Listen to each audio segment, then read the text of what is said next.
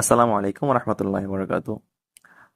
আজকের ভিডিওতে আমরা দেখব যে আপনি আপনার ইউনাইটেড কমার্শিয়াল ব্যাংক বা হচ্ছে ইউসিবি ব্যাংক ইউনিট এর মাধ্যমে কিভাবে এটার যে ট্রান্সফার লিমিট আছে এটাকে ইনক্রিজ করবেন। তো প্রথমত হচ্ছে আপনি যখন আপনার ইউনিট অ্যাপ্লিকেশনটাকে ওপেন করবেন, সো ড্যাশবোর্ডে যাবেন। আপনি আপনার পাসওয়ার্ড দিয়ে বা ফিঙ্গার দিয়ে ড্যাশবোর্ডে আসবেন।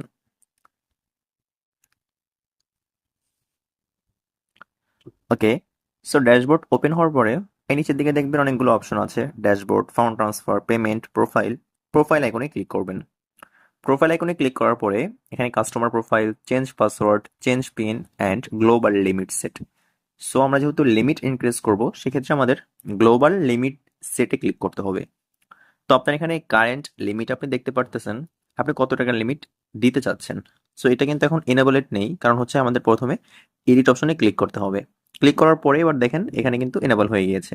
সো আপনি এখন কারেন্ট লিমিট কত টাকা সেট করতে চাচ্ছেন, অবশ্যই সেই ক্ষেত্রে আপনি আপনার ব্রাঞ্চে আগে যোগাযোগ করে নেবেন।